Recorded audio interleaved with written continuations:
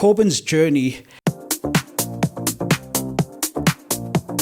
is one of restoration that reminds us that healing is so much more about the recovery, but there's an entire transformation process behind that. You gotta find whatever works for you, I guess.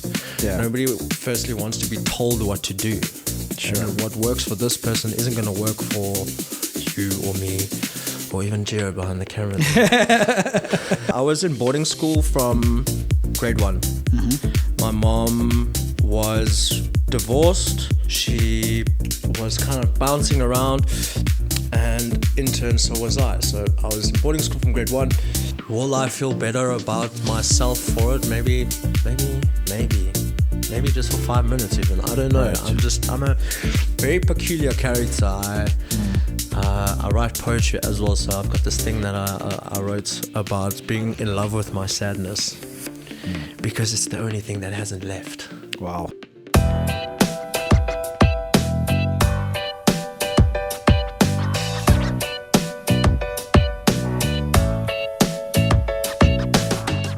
Ladies and gents, from Mzansi to the world, welcome to it.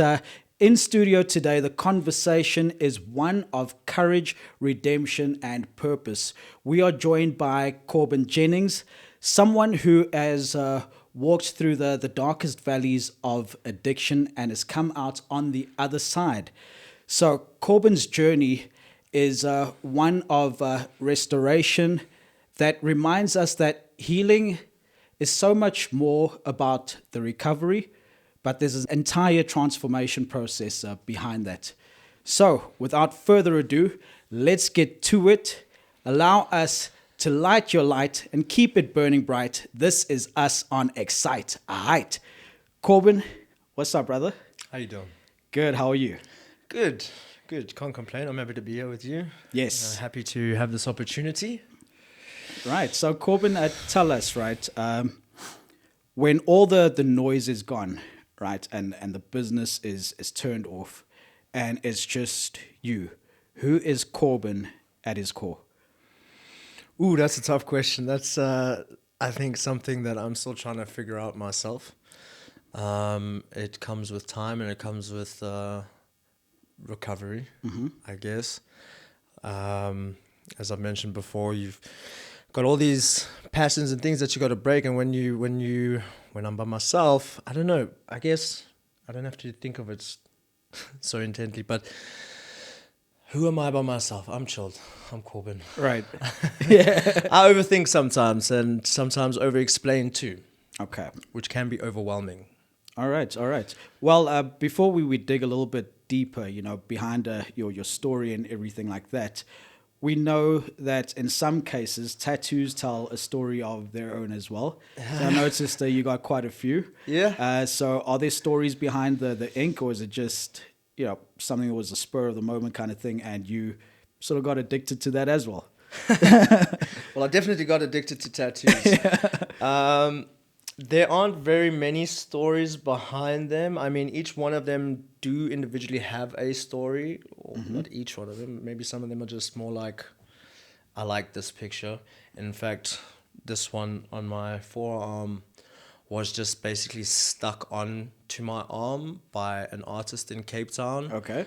When I was also very high. I walked into I walked into Wildfire and I had a pocket full of cash, and I was like, cool, I want to get a tattoo, Yeah. And the guy was like, what do you want? And I'm like, that's a good question. Yeah. It's like, I don't know what you're gonna have, and he just stuck this thing on, and I was like, what the fuck is that, bro? It's blocks. You just Legoed me up. And it's But you went with it. I went with it. I was like I was in that state. I was like, let's do it. Cool. I whatever, Yes. So I guess I kind of followed the theme to that. All right. Geometry. It's a pattern thing, I guess. Okay. Everything's in patterns. Yeah. I like And what about the one on the side of your head? There's got to be a story there, or is that just like the one on? Yeah. That's my son's name. Oh, really? Yes. Okay, beautiful. Thank you for asking that question. Yeah, his name's Malachi. Yeah. He stays in Cape Town, and I don't get the opportunity to spend as much time with him as I would have liked for many different reasons. But at least this way he's sort of like on my mind all the time. I love the meaning behind that, and how you define it for yourself as well. How old is Malachi now?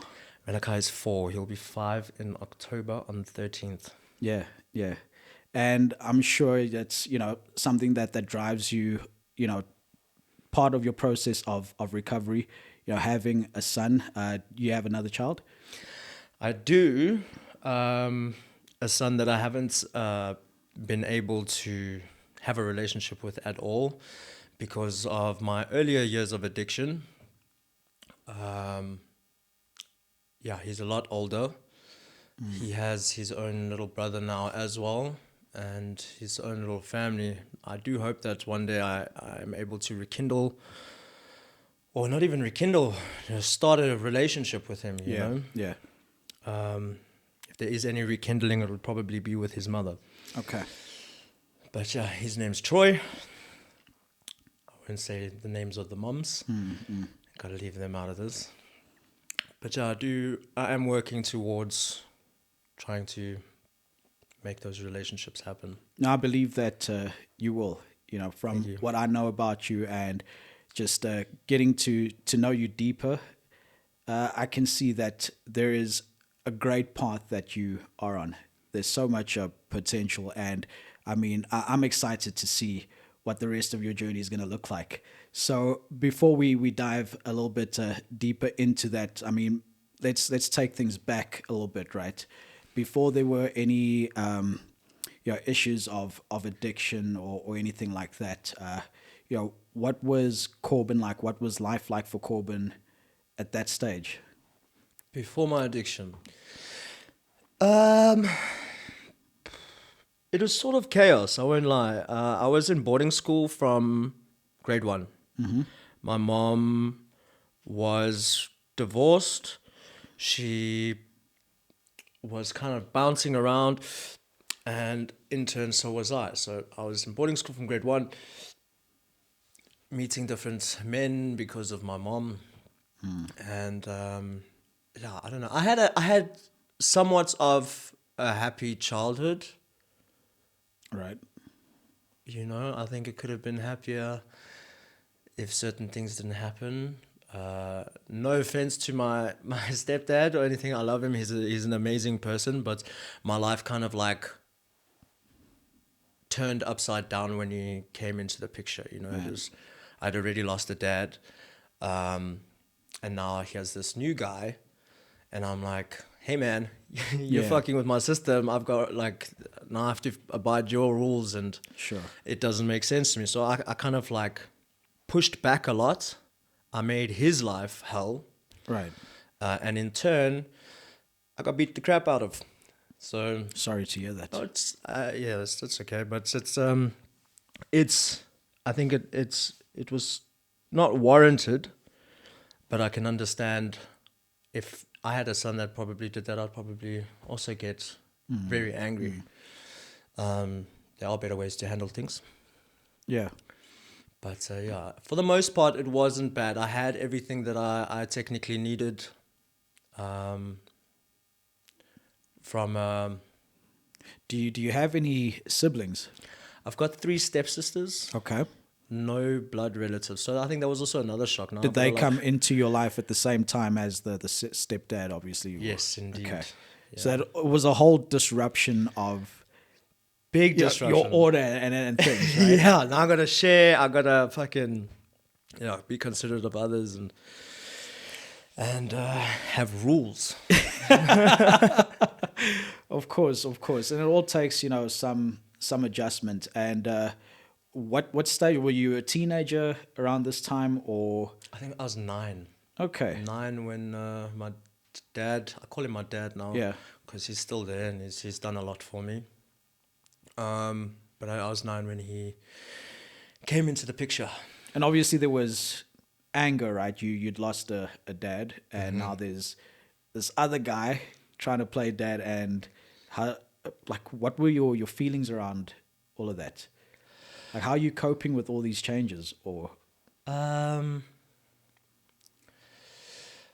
Well, for me, I think the biggest thing was because I was in boarding school, I was kind of like jealous and resentful towards this person for getting to spend more time with my Okay. mom okay, than I got to, you know. And my Right. mom was like, at the time, everything to me. I loved her a lot. I still do. I just love her from a distance now. so that sort of indicates to me that there came a time where there was a turning point in the relationship between you and your mom. Yeah, yeah. I don't know if you've noticed with yourself and your wife, Yeah. but when you get into a relationship with somebody, you guys start like becoming each other in a sense. Like you'll Right. pick up each other's traits and habits and things like that. And I could see that at a very young age happening to my mom. Like, for instance, if she drank coffee with milk and 2 sugars, now because she's with this gentleman, he drinks his coffee with no milk and no sugar. And now all of a sudden she's drinking coffee with no milk and no sugar. He drinks Amstel, now she's drinking Amstel. Right. He has a stutter, now she has a stutter.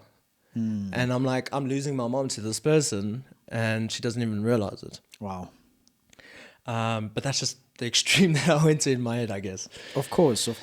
But you, during all of this, you're probably feeling alone in this process, or like, is there a support system for you?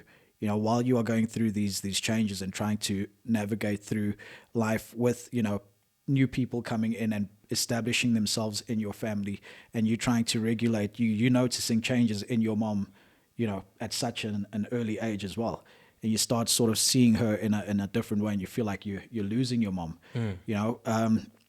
What is your escape? Who do you turn to? Is there any support for a young Corbin at this point?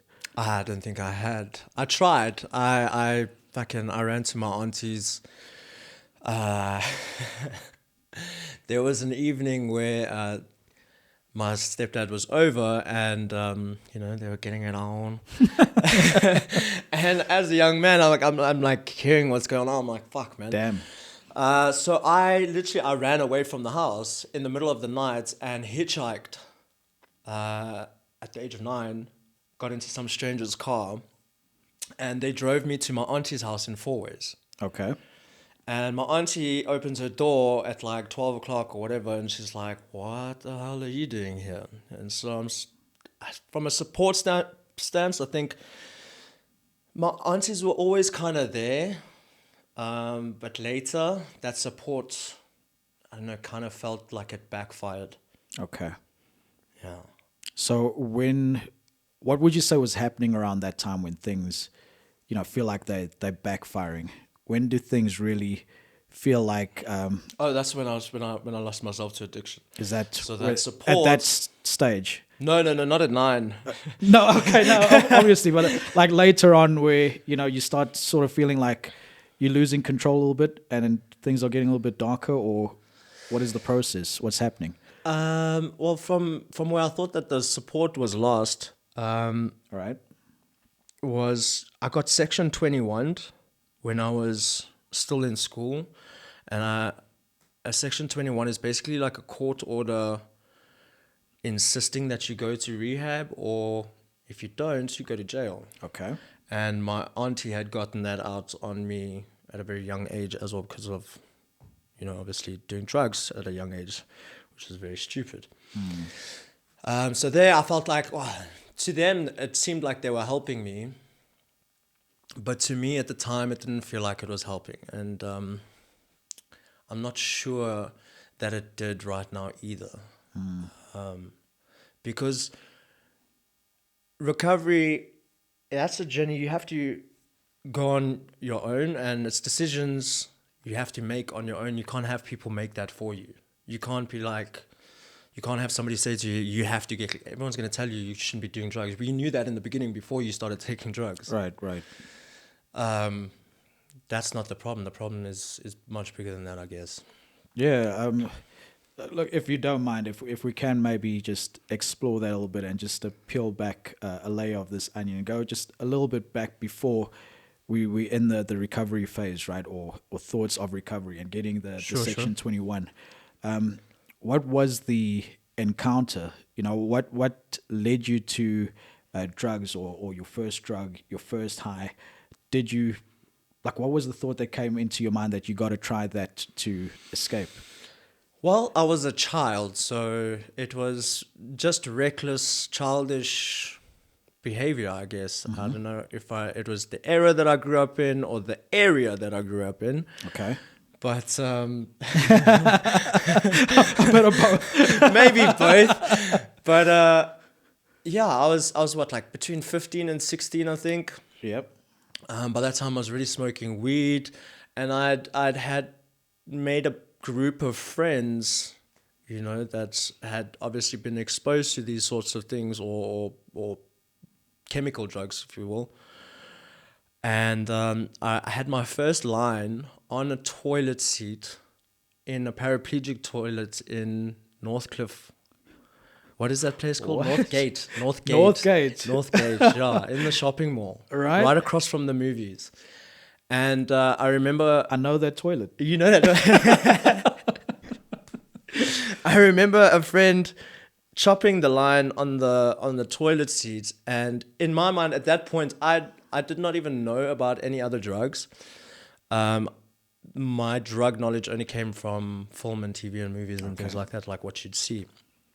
And he's like, "This is cat," because I thought it was cocaine. I'm like, because I only know cocaine, weed, and maybe alcohol at that point. And he's like, "No, this is cat." I'm like, "What the hell is that?" He's like, "No, it's just gonna make you feel good. It's almost like cocaine, but better." So I was like, "Really? Interesting. Let's give it a bash." And my brain just lit up. Yeah. Woo! I had a really good time that first time, and I just sort of went downhill from there. I just wanted to chase that feeling, Right. I guess. Right. And what was, I told myself in the beginning, just a weekend thing became a weekday thing, and then a daily thing, and then a very big habit. Do you feel like that's sort of like how, addiction begins to form, right? I think at some point everybody feels in some way you can control this. Doesn't matter what it is, whether it's drugs or alcohol or even sex. At some point you feel like you've got things in check until you start wanting more and more and more of it. And then before you know it, you completely out of control. Absolutely. I've met so many addicts where their famous last words were, "No, I'm a functioning addict." Oh, really? Those two don't usually go in the same sentence together. Functioning and addict. But what do you think that really means, right? I've never truly understood when somebody says I'm a functioning alcoholic or a functioning addict. I think it's just a pretty label used by addicts to justify their addiction. Okay. There's no such thing as a functioning addict. Like, you can't... You're an addict. Your life's falling apart. You're fucking making all the wrong decisions. You wasting money, if not stealing, or hurting people, hurting yourself. In the end, you are just hurting yourself. You're killing yourself slowly. Yeah. And you're trying to make yourself believe that you're not. Yeah. By labeling yourself as a functioning addict. Yeah. I don't think I've ever met anybody that has functioned very well on crystal meth. Would be an interesting or mandrax, find. Yeah. It doesn't work that way. Right. Unfortunately, I've tried for a long time. Yeah. You tried to be a functioning addict. Tried. Okay, so all of this goes down sort of, in your childhood, building up, as a teen, and you're experimenting, and you start exploring with drugs and trying different things. And in this period, you are based in Joburg, right? Yes. Okay, and then from what I recall, you said you moved to Cape Town. There was a point where your family moves to Canada and you decided to stay behind. Correct. Why? Why did I decide to stay behind? Yeah. I'm so glad you asked me that question the way you did. So I wanted to, firstly, I told you recently or earlier that I wanted to get clean. And in my experience, because I was also in a halfway house while I was trying to complete my schooling career. And that didn't work out. And I decided to focus solely on my drug career. But anyway, Yeah. my parents left for Canada. My first son was just born, or he was about to be born. And I had my experience with rehabs and stuff like that. So I was thinking to myself, the best thing to do would be to go away from everyone and everything that I'm used to and know. Okay. Thinking that if I get away from all my old friends and get away from all the old places that I usually visit, and make new friends, and see new places, hopefully I'll be a new person. Right. And not realizing, because I was so young and naive at the time, that I had just moved into the crystal meth capital of South Africa, otherwise known as Cape Town CBD. Into the lion's den. Into the lion's den. And I pursued that for quite some time, running away from helicopters and Yeah. being itchy in front of pharmacists and stuff. Hectic, man. So why didn't you think you could, sort of start that new life in Canada? I mean, you did mention well, you said you went to Cape Town because you wanted to sort of find sobriety and start afresh and a new life there. I was also supposed to go and work on the oil rigs. Ah, okay. But because other certain things happened at that time and my natural way of dealing with things wasn't healthy, I didn't end up doing that. I passed my theory, but trying to do practical while hanging on ropes and sleep deprived from 7 days and very high on crystal meth, it doesn't work. You're like, why is this guy watching me? But he's evaluating you. Oh, wow, yeah. So what is a day-to-day life look like for Corbin? Maybe you can give us like a comparison, right? When you are, what's your day-to-day life looking like when you're dealing with addiction or when you are an addict in comparison to sobriety and recovery? Maybe we start with what is the day-to-day as an addict? What does that look like? Wake up late. Yeah. I don't know, wake up late. I'll try, if it depends if I was working or not, which 9 out of 10 times I wasn't. And that's another thing. For some reason, regardless of not working or having an income, there was always money for drugs. I don't know if it was just because of the people that I surrounded myself with, which weren't always the most savory of people, but everything was always sorted in a sense. And I mean, fuck, bro, I used to gamble a lot as well with not my money, because not my money. I didn't have an employment. Well, it would be better to gamble with somebody else's money. Yeah, and I mean, I did very well as well. I'd end up in such strange places. I'd be sitting in like drug yards in Cape Town, watching people make lollies from light bulbs and blowtorches. I fucking drove to Zimbabwe one time to try and buy fake diamonds from money that we won at the casino.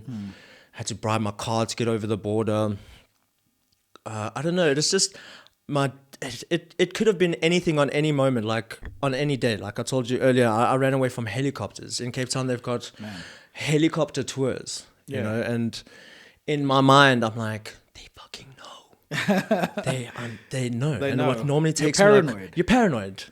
And what normally would have taken me like 5 minutes to get home took me like almost 5 hours, because I'm trying to, everywhere I go, there's fucking There's helicopters. choppers. They're coming for me. I shouldn't have been getting high for 7 days. They know. Hectic. Staring out windows, looking at fucking shadow people in cars, people that aren't there. Before I even moved to Cape Town, I had started my crystal endeavor, if you want to call it that. Yeah. And I had this apartment called in Los Alamos. I don't know if you remember Aruba Lounge. I do remember Aruba Lounge. do? We're showing off our age now. Yes. So right across from Aruba Oh Lounge, my gosh. and I got in there underage all the time, man. Anyway, there was this place called Los Alamos, which is like a complex that I stayed Yes. in. And I had strategically placed mirrors all around my house so that if I'm washing dishes or if Yeah. I'm in another part of the room, I can literally just look up and I can see almost every corner of my house. Just in case you felt like somebody would come or somebody's coming for you, just paranoid I constantly. was so you- constantly paranoid, even if I had guests and we were all doing the exact same thing. You know, birds of a feather flock together. We're all fucking doing meth or whatever. You don't even trust the people that you're with all the time Right. entirely. But you have them around. So I was always paranoid. I can imagine there is an extreme contrast then when we're speaking of what does a day-to-day look like in recovery. Day to day in recovery. Well, I've got to deal with my own emotions on a raw level. I can't. If I have a social interaction with somebody that isn't as pleasant as this one, Thank you. let's say a disgruntled customer or anything, you know, I have to kind of manage the situation better than what I would have before. And I'm still like kind of learning these things. Right. Which is difficult. It's the same for relationships, intimate relationships. Okay. But if I had to take all that away, you know, it's lonely. If I can put it like that, it's fucking lonely. I cry all the time. And I think about drugs and alcohol all the time. Wow. Like there's not a day that I don't. So that'd be like, man, is it thoughts like, hey, if I could just get a hit or something? Or, Yeah, maybe I'll feel better, you know, it's not so bad if I just... It's just this one time, Just this one time, yeah. But I know exactly how I'm going to feel the next day. That must be torture. Or the next 3 days. Yeah. You mentioned that, day to day in recovery and sobriety, right? Everything is raw. And there's the loneliness. And is this something now that becomes a new experience, right? From what you've been accustomed to? Did getting high take away the loneliness? Even if you might have been getting high alone, were you just not dealing with any emotions? Like, how does that Certainly work? wasn't dealing with anything the way I should have. Right. Did it make me feel less lonely? Yes. It gave me, but I think it gave me more of a superficial sense of not being lonely. Okay. Or yeah. Because you're always being that guy that is loud and out there and like gaining all the attention because you're loud, you know, because you're putting yourself out there, because you're high or drunk or whatever. Yeah. So, yeah. So what are some of the things that are most challenging for you to deal with when you are handling things, from a raw perspective, if we can call it that? I know you mentioned to me briefly earlier, like having like a short outbursts, like a temper or things like that. Like what would be some of the things that you feel you maybe feel deeper than other people feel? I feel like I feel everything. Everything. Everything. Right. Conflict, I try and avoid as much as possible. Like I said to you before,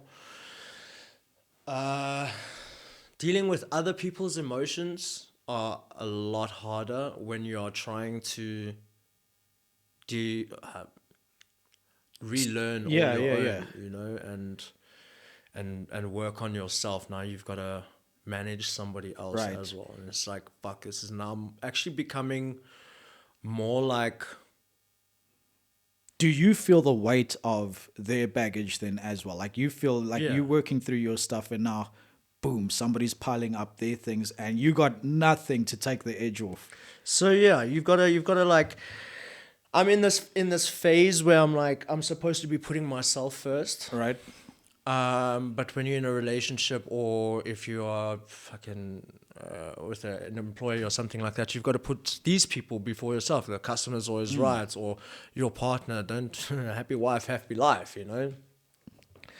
So yeah, I do feel people's baggage a lot more, and I also come from like a place where I've seen and I've done so much good and bad.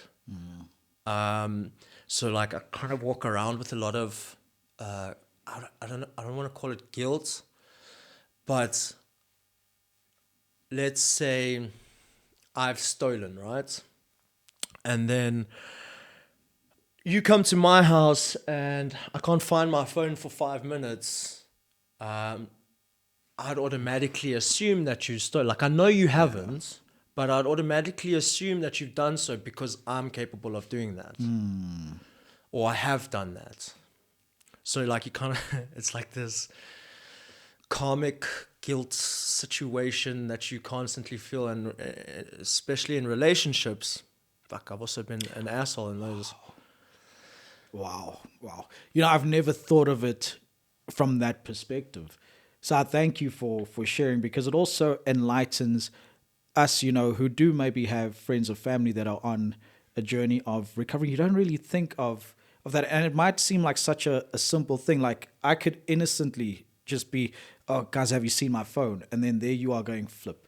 You know, those thoughts, that sort of that guilt, Yeah. that 100%. intake.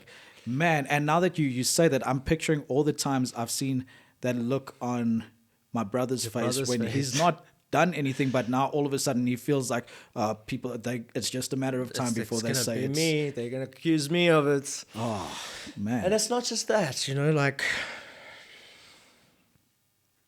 it's even like intimate relationships. You know, when they say that when the person that cheats is usually the person that accuses the other person of cheating, because of that guilt. It's exactly how it feels in addiction, and it is with everything.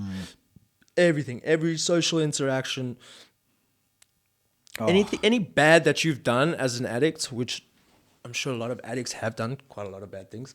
Yeah. You kind of have like that roles reverse situation in your mind when you try and fix things, and that can hold you back, I think. Damn. It's quite interesting. Is there a term for that, for sort of like being in a state of sobriety and dealing with this false sense of guilt? Is there a term? I don't know. Well, it feels like there could very easily be. So There if should anybody be, knows, yeah. drop a comment and let us know. It'd be very interesting to look it up in more detail. So Corbin, you mentioned, right, about putting on, or rather, you know, where you got to listen to other people's weight while, you know, you working out your own things, right? You got to listen to other people's problems, and that's extra weight. Have you since, dived into any personal relationships, tried to take it on, felt like you were ready for that? Yes. You chuckle like it's like, what do you do all the time, bro? What do you mean? I mean, I'm trying to human more like a human, you know? But I've just come out of relationships. Relationships? Yeah. I've just come out of a relationship, one single relationship with one person. It's for the record. Just for the record, guys. It's been 5 weeks. The question again? Sorry, the last. Have you explored getting into a relationship? Yes. While being sober. Yes, it's tough. Yeah. It's very tough. Like I said, you gotta be considerate of others and their emotions and their personal traumas, which I believe everybody in this world, especially these days, has their own traumas. Sure. And a lot of us seem to have these traumas unchecked. and we're just running free reign, like free range traumatized chickens here. Yeah. But yeah, I have been in a relationship. It has been difficult. I have learned quite a lot about it. Maybe not enough, because I'm still sitting on the other end of it 5 weeks later out of the relationship, thinking to myself, maybe it is better that I am alone, until the foreseeable future, I guess. Do you feel like, I know you mentioned how hard it is to deal with that reality of, okay, you alone, you got to be now confronting all of these things. Do you feel like you're at a place where you can be alone? Absolutely not, but I have no choice. Right. It sucks being alone. I'm just not that type of person. I love being with people. I love love. I love being loved. I love giving love. So it does make it difficult, but I do have a dog now. Hey, I got a dog, so I'm trying to make sense of that. That's beautiful. Yeah. That's really great. And I pray that, everything will always be well with the dog, because I fear for the people's lives. If something happens to that puppy, we're going to have a John Wick situation on our hands, right? Baba Yaga, buddy.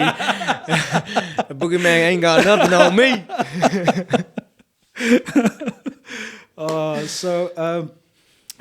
Just thinking about like all of this, I wonder, what are you doing to help sort of lighten the burden? Are there any daily routines that you do to sort of distract your mind from those thoughts of addiction or those cravings? I know you go to the gym often. Is that something that helps you cope? That is my only saving grace. I have literally swapped one addiction for a healthier one, hopefully. Yeah. And yeah, gym is my anchor in a sense. If I don't go to the gym, I feel like shit. When I moved back to Johannesburg 2 years ago, the gym was the place where I positioned myself as a salesman so that I could be around healthy people, right, or at least the idea of healthy people, right, and like-minded people, and hopefully I would have gained something from that, which I think I have. I definitely have. If you had seen pictures of what I looked like before versus what I look like now, I got more teeth, that's for sure. So it's quite interesting that you positioned yourself in sales, and I think quite brave as well. I'll tell you why. Because with being in a position in sales, you still got to deal with rejection, right? Do you separate that kind of rejection that comes from sales or from business to any sort of personal rejection, or is there a point where the lines are blurred and that sort of filters in and you feel that rejection from the sale as hard as you would like a rejection in your personal life or circumstances?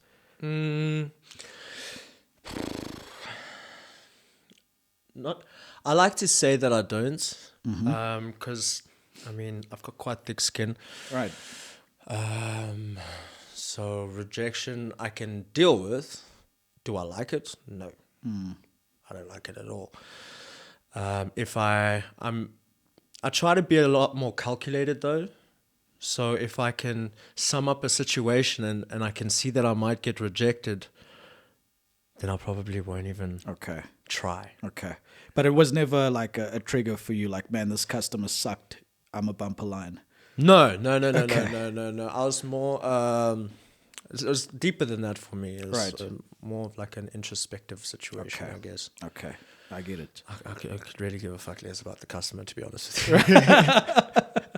Well, as long as, you got that in check, because I just thought that it was very curious, because, again, if I have to look at my brother and his journey and things like that, I know that any kind of rejection in the slightest form, I mentioned to you before about an incident that he had with the customer that I won't go into further detail with now, but...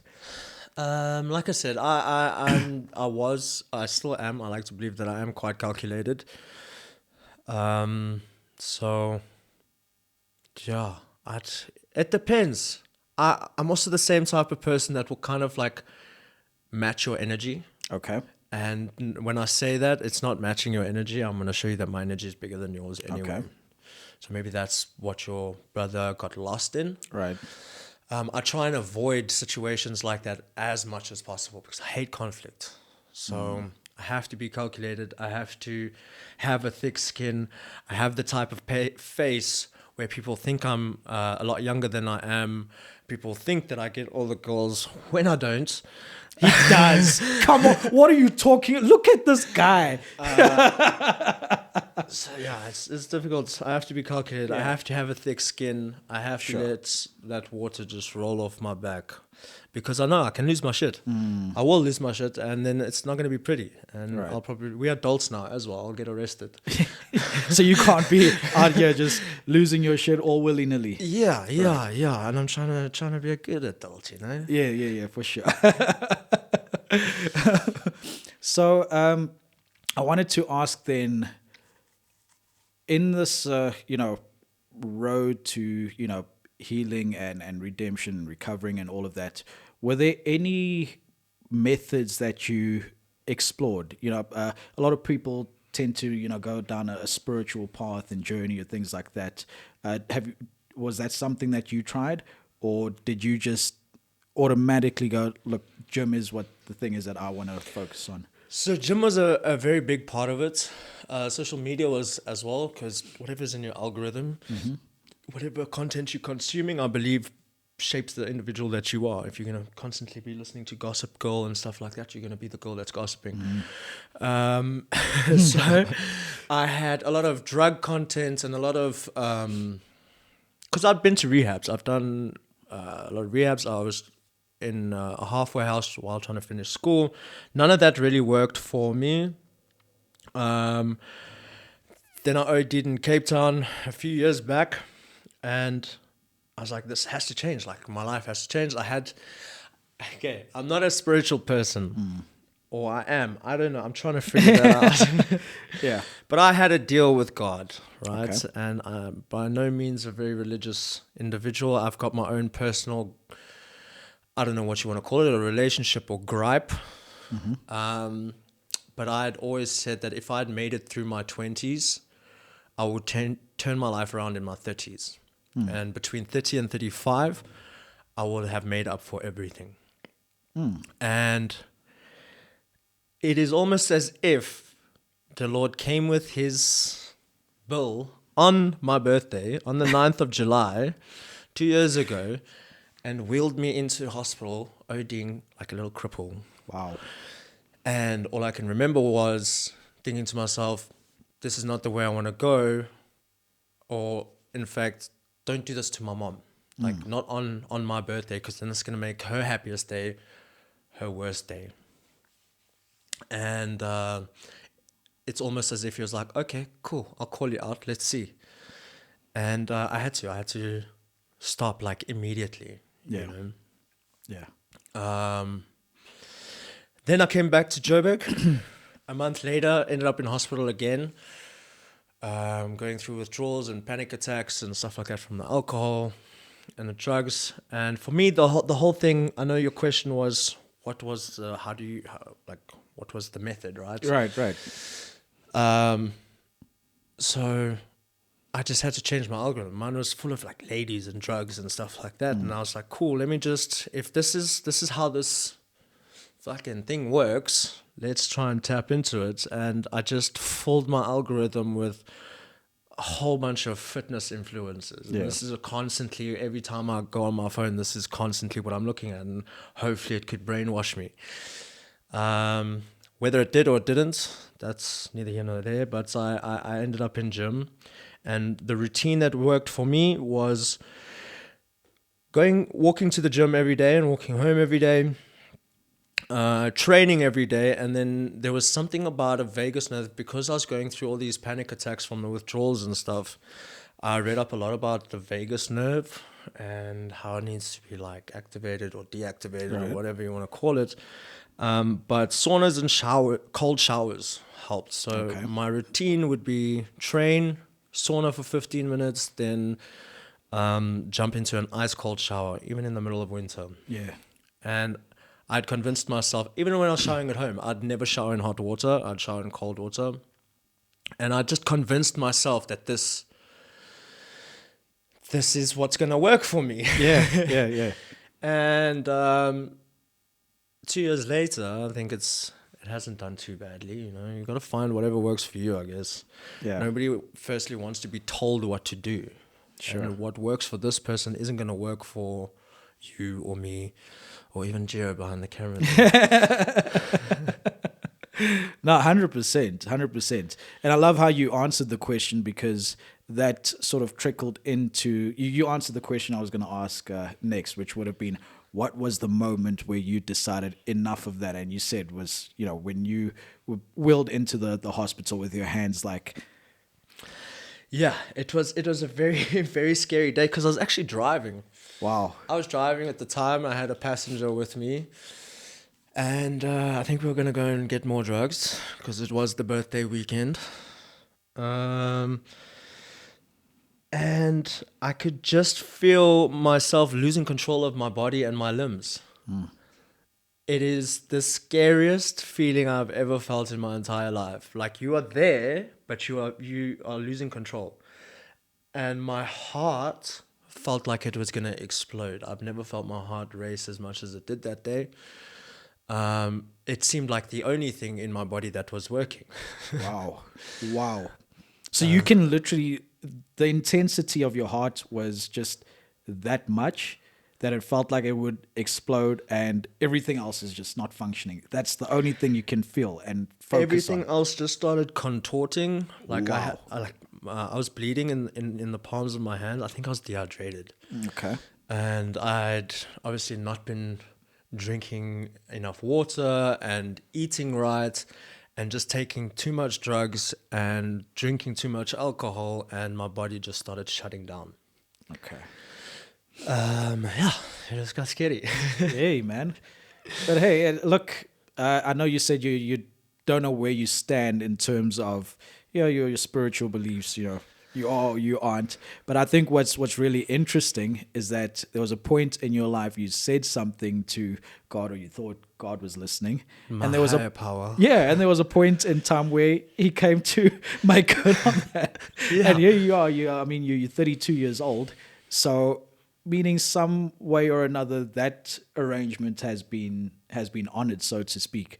Well, it's an arrangement that I believe that needs to be honored until the end of time, whenever that is. Yeah. My end of time could be another relapse that could be very bad. you Wow. know? Yeah.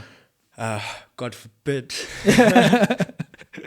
Hopefully not. But yeah, I think in my 20s I had this perception of life, like, let's just fucking go. You're just like this eagle that just soars through the clouds with no fret, no fear. You just like, let's go. Right.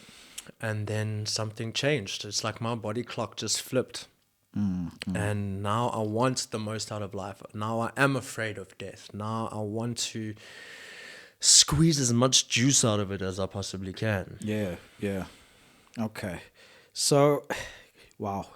You know, like what I want to get into is, you know, because there's so much more to you than, you know, your battle with addiction, especially what you're trying to do now, right? So talk to us a little bit about the Greenroom. You know, why the Greenroom? What is it about?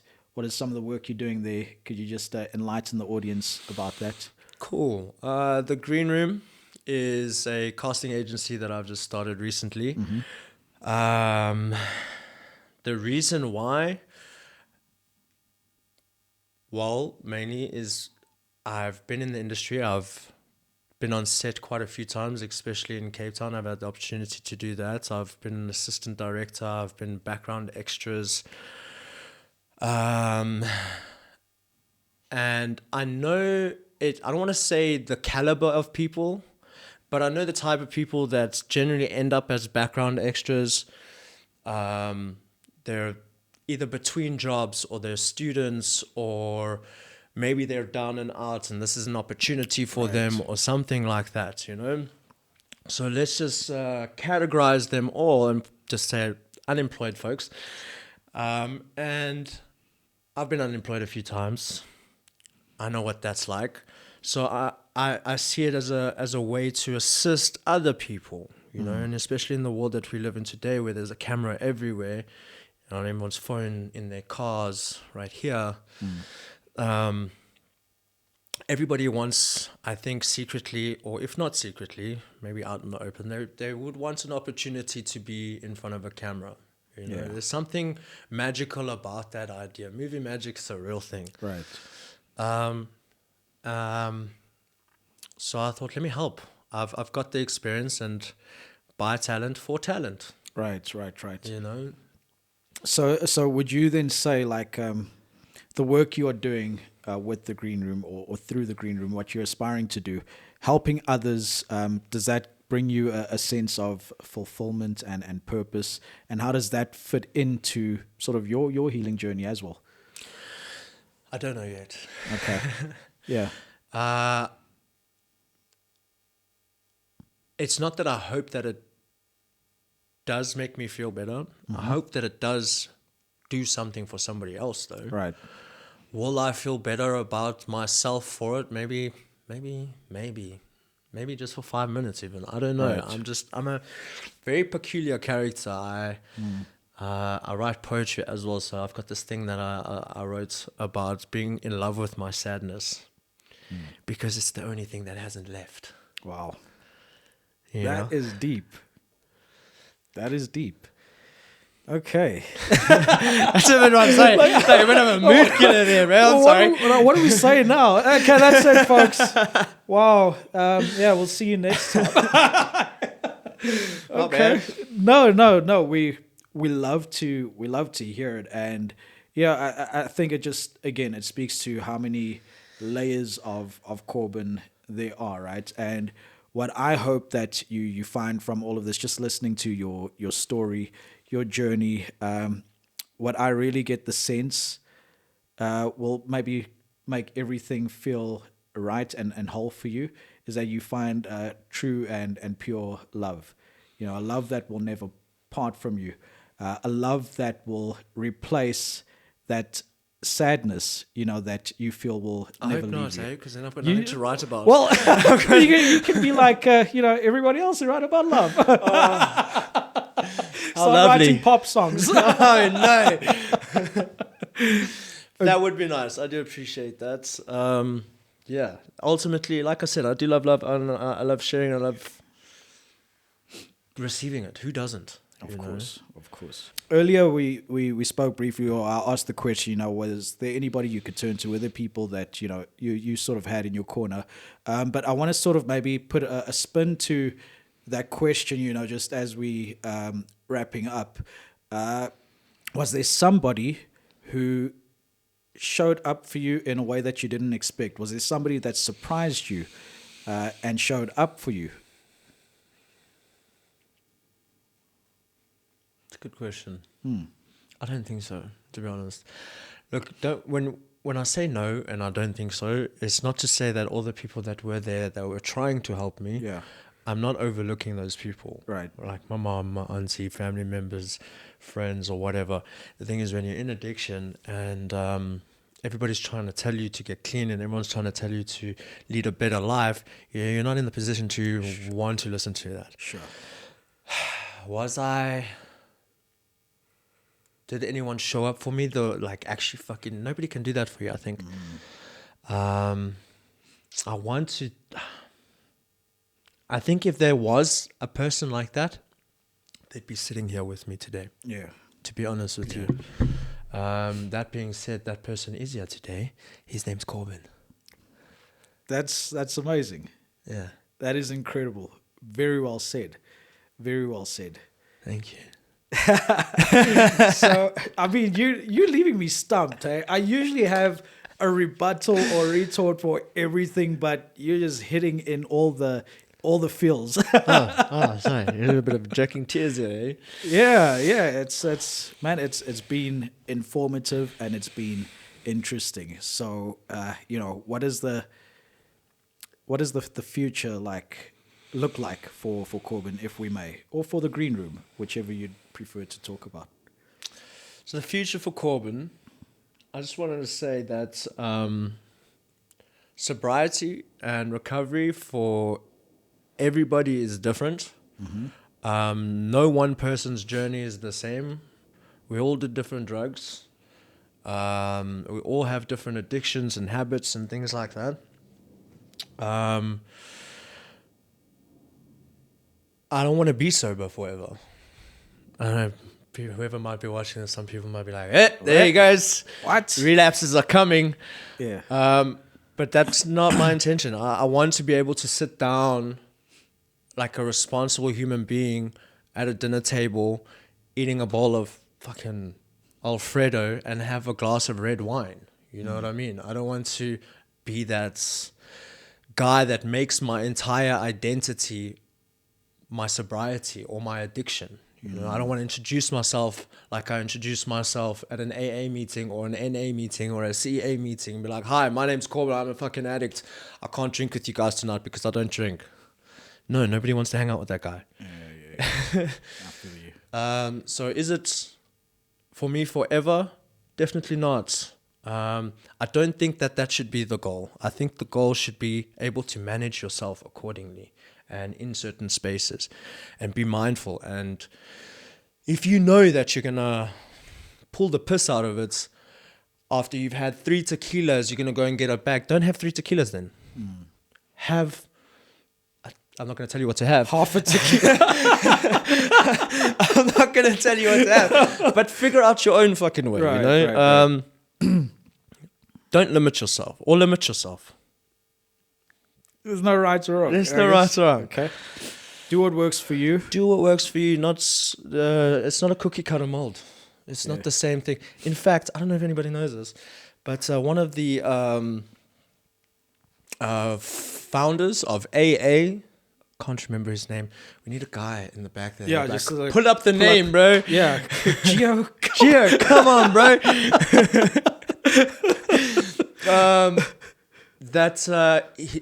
AA was basically based around. I think he's doing it. Yeah, do it. Thank you. Please get his name. It was based around LSD. Really? Yeah. So this guy had this profound experience on LSD, and he was like, I have to share this with you, because he was an Oh, alcoholic. there's the name. Bill Wilson. Is that the one you're talking about? Is he the LSD guy? That looks like him. I mean, all the pictures were black and white back then, but Could have been Paul Wilson. We stand corrected. we stand corrected. But yeah, his whole thing was he was an alcoholic, a lifelong alcoholic, and had his first psychedelic journey, and it basically rewired his outlook on life, I guess, and he helped found or start AA. Very interesting. Very interesting. Is there any piece of advice you would like to leave for anybody who might be watching who is battling with addiction right now?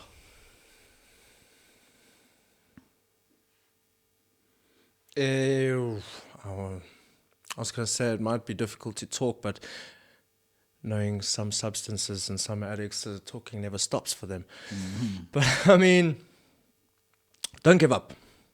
Definitely don't give up. If you think that it is the end for you, you're 100% wrong.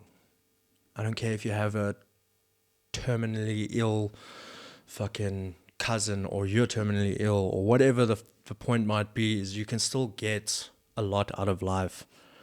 Your situation, you are bigger than your situation, let's say that. And you can overcome anything. So stop the pity party. That's it. Just don't be sorry. Absolutely. Don't be sorry for yourself and don't be sorry to anybody else. Just be better. Fantastic. 100%. 100%. Corbin, it's been such a pleasure. And I look forward to a lot more chats. Yeah. We still get to have another, long car drive home. So I get to spend more time with you, and I look forward to that. And yeah, a beautiful friendship developing from this. Cool. Well, thanks to VW for that one as well. Shout out. Yeah, man. So with that being said, just a closing thought from me. Just, I guess, feeling inspired by Corbin's story, feeling inspired by sort of the deal that he made with God, and whether you believe or not. From my point as a believer, I can only share some of my knowledge and experiences and things that I've learned. I'm not sure if you're familiar with the story of Gideon, but there's a few examples like this, in the Bible. But this story is always a reminder to me that, God doesn't always, well, most of the time, look for the people who are perfect and established and who we would think, the favor of God is with them. He often chooses the outcasts, the downtrodden, the people who are overlooked. I mean, even Jesus with his disciples, these are all people that were outcasts. They're gangsters. Yeah, well, yeah. Peter could have been. David and his army, when David built his army when he was running from King Saul in the desert, these were all vagabonds, outcasts. And again, going back to Gideon, I think it's in the book of Judges, he came from the smallest tribe in Israel, the smallest family in Israel, I think the smallest person in his family. And God was like, him. I'm going to defeat our enemies or my enemies with him. And yeah, I don't know, for what it's worth, if you think of yourself to be somebody that nobody sees, I truly believe that there is somebody that sees you and somebody is going to establish you for a bigger purpose. All right. Thank you. And with that, ladies and gents, we hope that you've enjoyed this episode of the EXC-i8 podcast. And until next time, please do come back so that we can continue to ignite your light and keep it burning bright. Stay plugged in with us on EXC-i8. Yeah. Thank you, my brother. Hey, brother, man. Yes, sir. That was amazing. That was pretty good. Jeez. Thank you. Yeah. Yeah, that was cool, man.